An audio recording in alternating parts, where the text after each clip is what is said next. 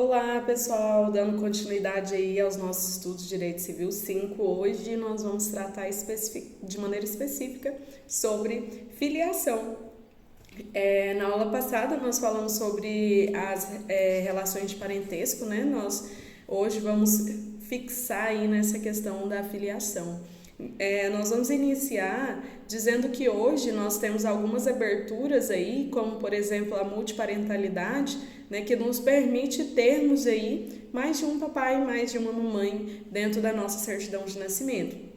Então a filiação, ela é o vínculo que liga os pais aos filhos, né? É aí o que? A relação de parentesco que pode ser tanto sanguínea, tanto civil, como socioafetiva.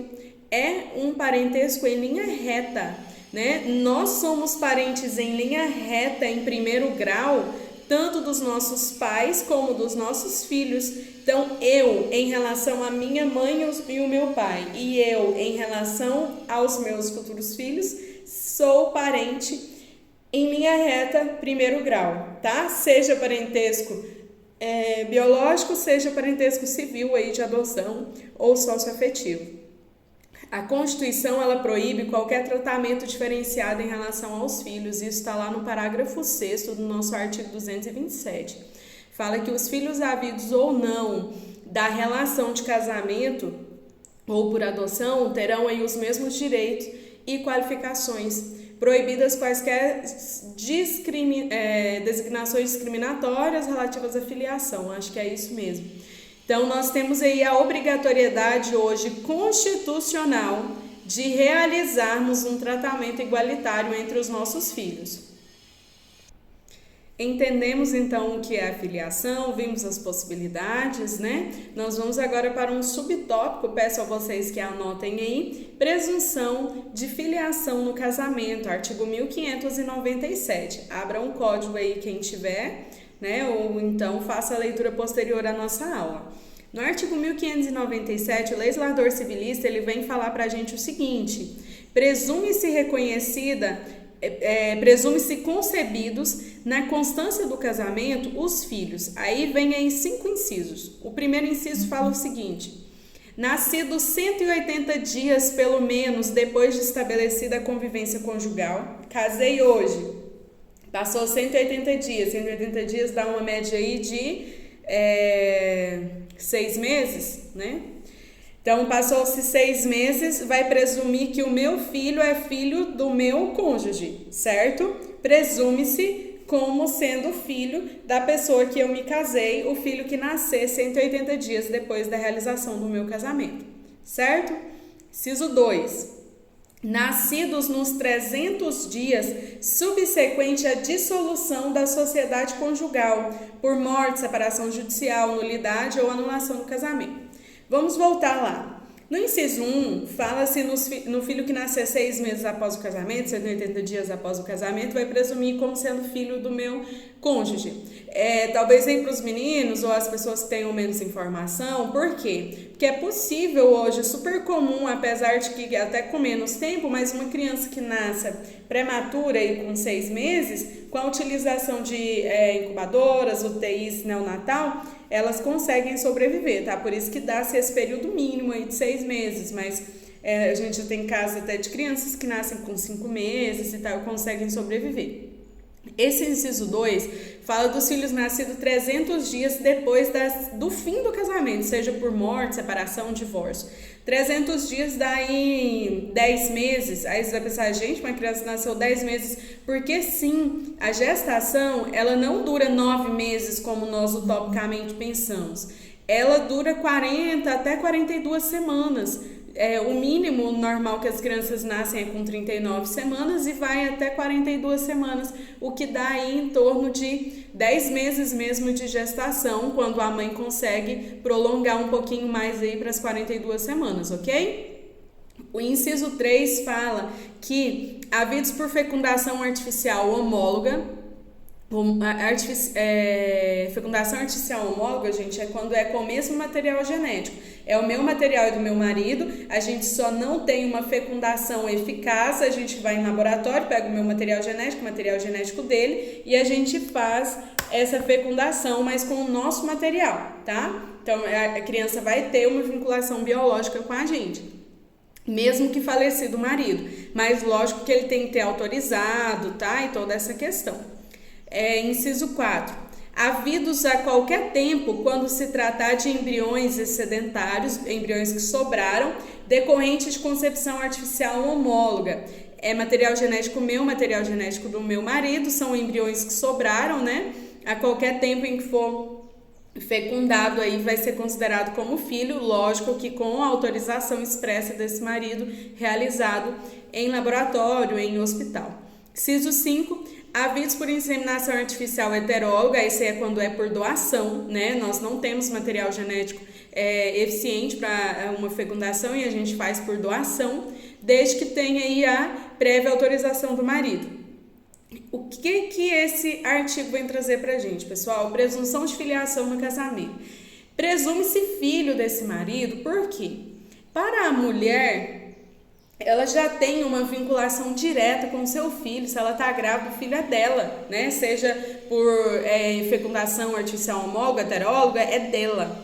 Já a relação do filho com o pai é um tanto quanto mais distanciada. Surge daí a necessidade do legislador de estipular essas presunções de filiação dentro do casamento. Aí vai falar, professor, então vai ser filho dele e pronto. Não. Se ele tem alguma desconfiança de infidelidade conjugal, se ele acha que não é, quando a criança nascer, ele vai poder fazer o exame de DNA e então se eximir dessa paternidade, que ele não tem responsabilidade, certo? Mas vai haver aí uma presunção de filiação na constância do casamento. Tranquilos? É realmente um artigo que tem que ter uma minúcia de estudo, que tem que fazer uma análise, né? Nós vamos ver algumas particularidades sobre isso.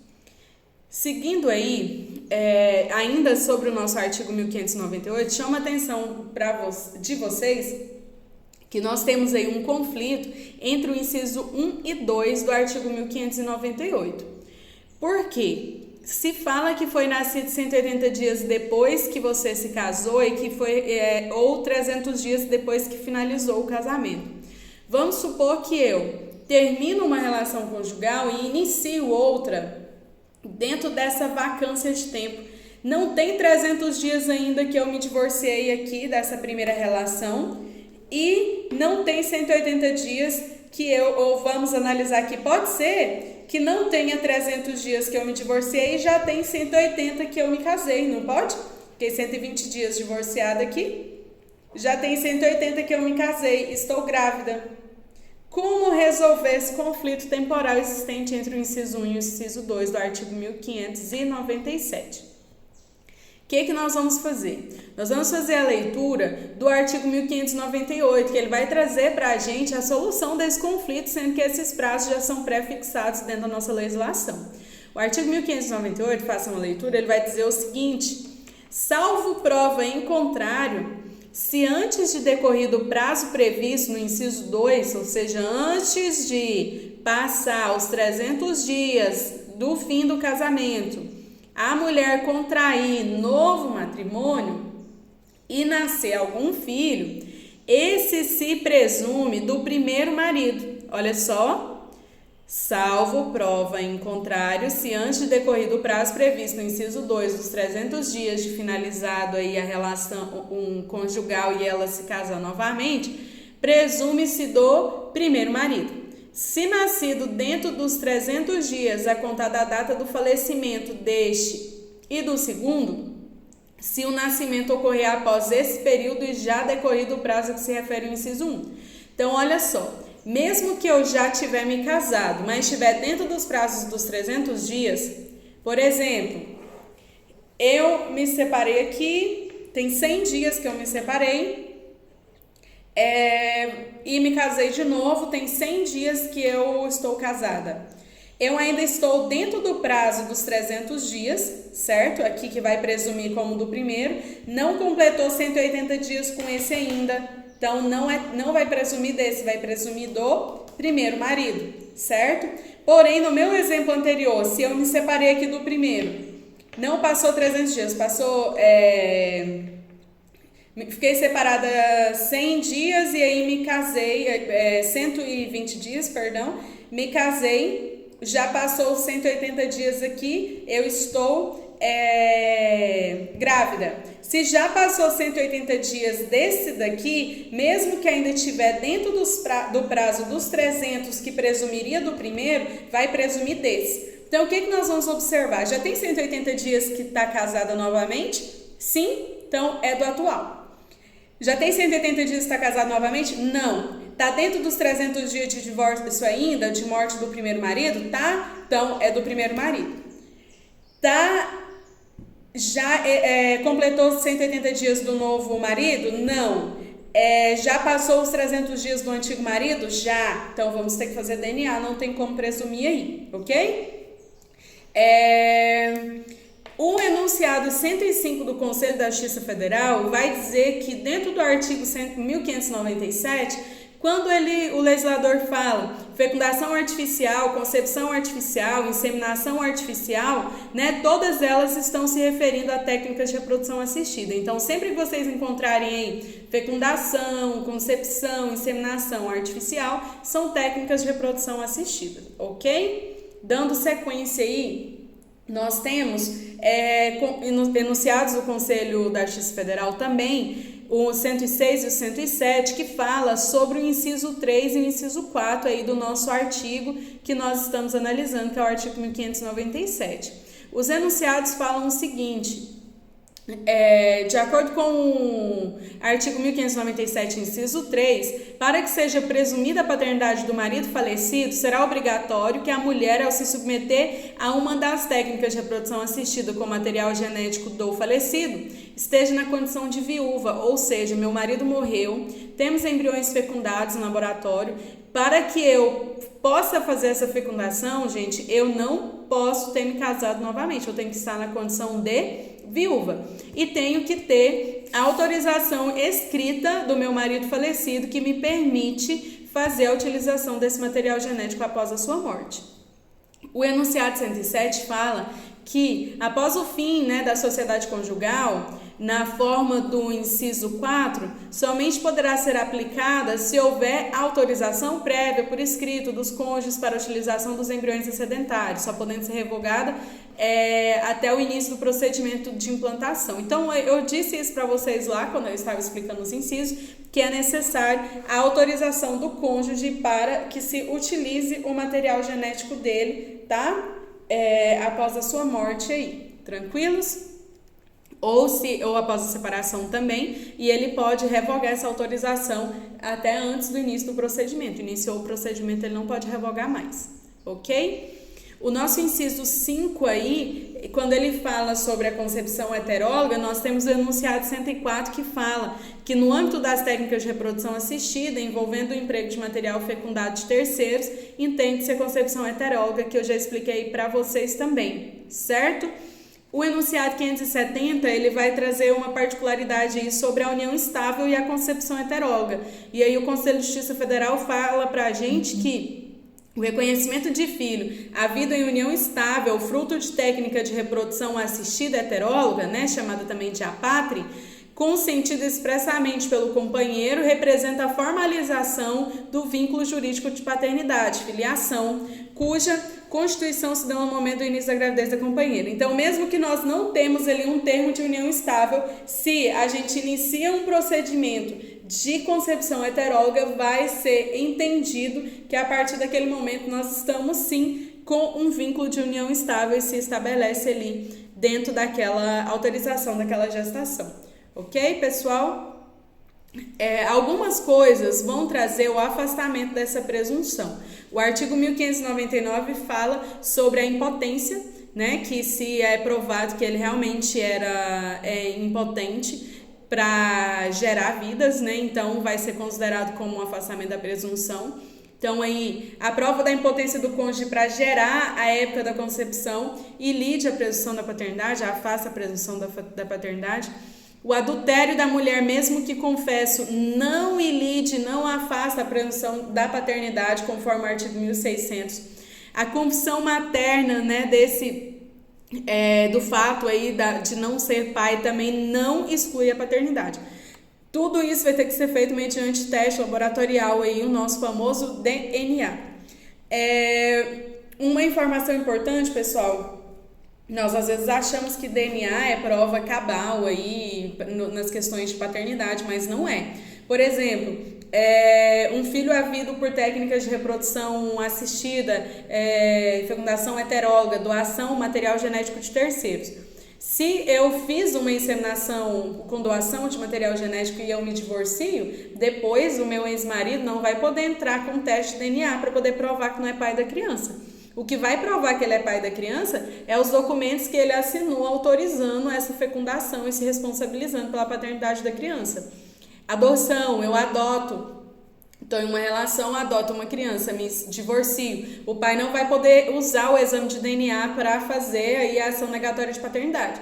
Então, o DNA ele não é cabível em todas as situações, tá? Em alguns momentos, na adoção, por exemplo, vai ser o termo de adoção, a sentença, né? Tudo aquilo que ele assinou como sendo pai da criança, certo? Então, o DNA não é ali prova cabal em todos os casos para se reconhecer ou não reconhecer a paternidade de uma criança.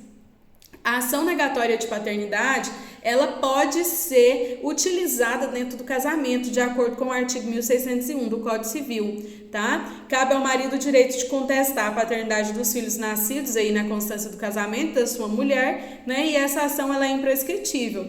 Quem tem legitimidade para isso é o marido, né? E ela não sofre então aí as ações do tempo, logo é imprescritível. Nós temos o enunciado 258 do Conselho da Justiça Federal, que vai falar que não cabe a ação prevista, né, essa ação negatória de paternidade, se a filiação tiver origem aí em procriação assistida heteróloga, né, autorizada pelo marido, como eu acabei de dizer para vocês.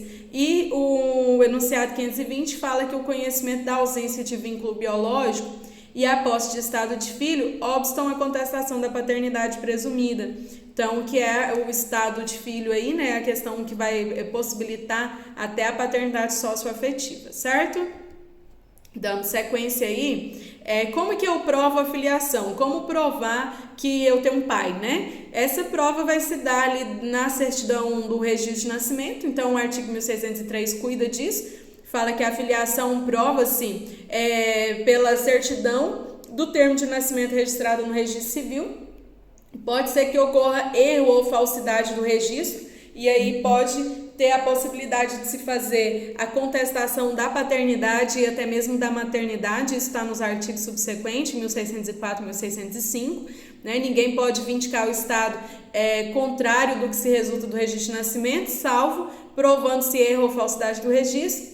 E o 1605 fala que na falta ou no defeito do termo de nascimento, né, no registro de nascimento, poderá provar-se a filiação por qualquer modo admissível em direito. Quando houver começo de prova por escrito, proveniente dos pais, né, algum documento hospitalar, alguma coisa, ou se já houver aí veemente presunção com base em fatos, fotos, relatos, vivência, tudo isso também poderá ser elementos comprobatórios desse estado de filiação que você vive aí, certo?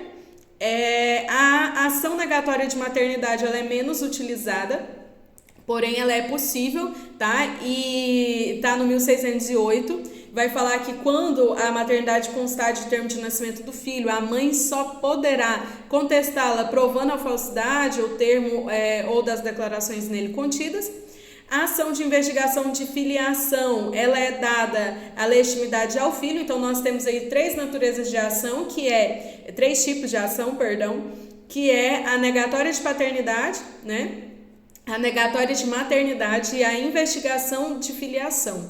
Então, quem faz negatória de paternidade é o pai, quem faz negatória de maternidade é a mãe, e a investigação de filiação, seja paternidade ou maternidade, a legitimidade é do filho. Tá no 1606, fala que a ação de prova de filiação compete ao filho enquanto viver, passando aos herdeiros se ele morrer menor ou incapaz. Então, aí, se você... mesmo que você já tiver falecido, seus filhos podem ingressar com essa ação, né, até mesmo para a questão de serem beneficiados em heranças, né, ou algo no sentido sucessório em relação à família do genitor. Nós temos o enunciado 521, que vai dispor sobre esse artigo 1606, que fala exatamente disso, que qualquer descendente possui legitimidade por direito próprio para propor reconhecimento do vínculo de parentesco em face dos avós ou de qualquer ascendente de grau superior, ainda que o pai não tenha iniciado a ação de prova de filiação em vida. Então, dá aí o direito para que esses filhos, netos, né, possam ingressar com reconhecimento de paternidade caso o pai e a mãe não tenham o feito em vida. Ok, pessoal? Nós vamos encerrar por aqui essa nossa videoaula. Na próxima videoaula nós trataremos sobre o reconhecimento dos filhos. Como vocês viram, é um assunto que se esgota na legislação, então é importante fazer aí a leitura dos artigos, a leitura dos enunciados, tá? Leiam os artigos antes, artigos depois, abram os slides, façam um acompanhamento, anotem, tá? E no mais estou à disposição para tirar as dúvidas de vocês. Sigam firmes e fortes aí nos estudos. Um abraço.